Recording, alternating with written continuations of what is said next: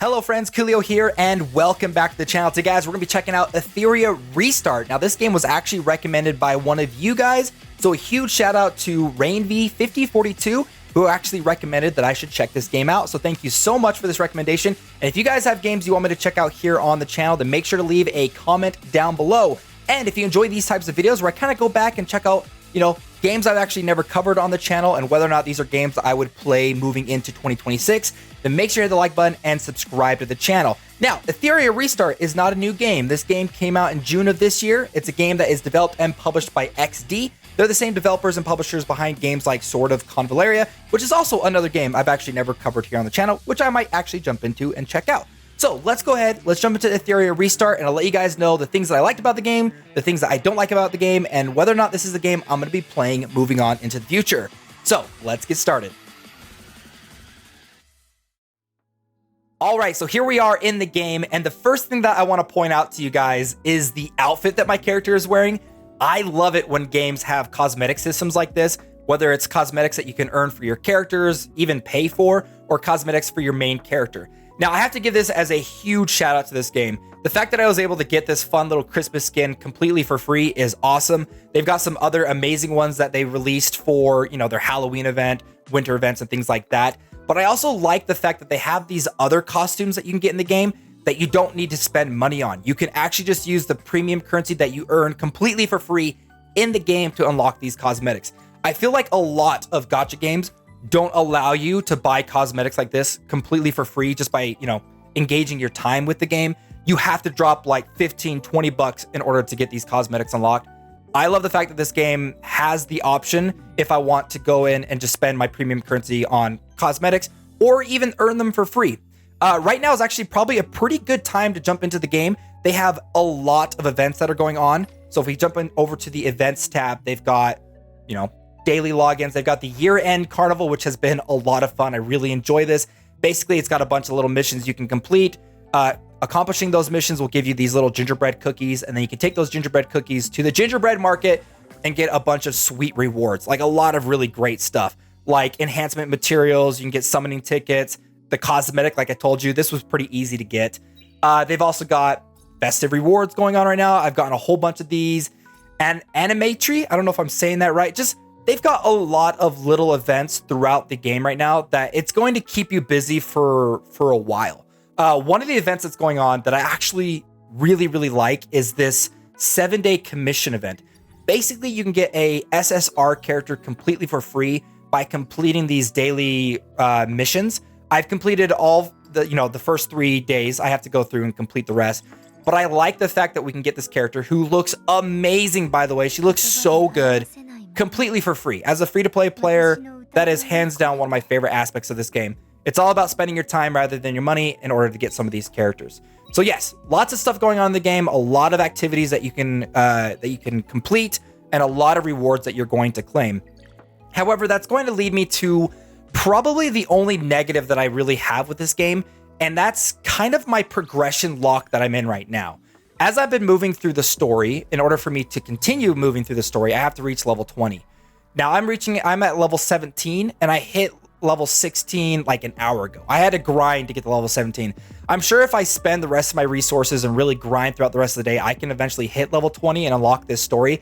It just feels weird to suddenly hit such a massive brick wall in my progression through the story that all I can really do right now is participate in trial challenges, the limited events that they've got going on too, as well as basically grinding to upgrade my characters. I'm sure things will get a little bit easier as I level up, because I'll be able to unlock more things to do, such as the Ember Trek, Ethernet Rally, level 80, the Awaken Ordeal. There's going to be a lot of content to participate in this game. It just feels like I'm at a part where it just doesn't necessarily feel great that I've got to now kind of grind or just basically log in each day to get my rewards and stuff like that, my daily logins, in order to progress my account further. I get it. They don't want people, just mindlessly like going through and grinding this game every single day, but I digress. Anyways, I don't want to dive too deep into the battle system of this game. If you've played other gacha games, other turn-based gacha games, a lot of this stuff is going to be really familiar. So I'm just going to turn on auto combat and kind of talk a little bit about the game overall, because I think this is a really great game especially for new players to the gacha gaming experience. Almost everything that this game does is extremely streamlined and easy. I like the progression. I like the combat. The character designs are great. They're not super out there, but they also look amazing that I want to go through and actually collect them. And the overall gameplay style itself is pretty good. It's got a combination of a couple of different very, very popular gacha games, but it also kind of takes everything and makes it its own thing. I wouldn't necessarily say there's any aspect of this game that stands out above the rest. I just think across the board, the entire game is pretty dang good. Now, I'm not going to be able to beat this boss right now. I've already lost to this boss already. I just wanted to show you guys some of the ultimate animations that the characters have. They just look so good. The entire game is just well polished. It runs really, really well. I've been thoroughly enjoying this game, and I can see this as being a main game where I don't have to spend too much time. I can jump in, do my dailies and stuff like that, and still feel like I'm progressing pretty quickly. So let's go ahead and actually exit out of this. We're just going to exit the battle system. Confirm. That's fine. I didn't think I was going to beat this boss anyways. I'm not going to dive too deep into all the different gameplay elements that this game has. It's got a lot of very interesting things going for it already. And a lot of the gameplay mechanics and systems that it has, you're going to recognize from other games. That's going to be very, very, very similar. So for example, like this battle system that they have right here, it basically has you only take in certain affinities or certain elemental types that you go through, and you fight this boss and you try to deal as much damage as you possibly can. The more damage you deal to the boss, the higher your overall rewards are going to be.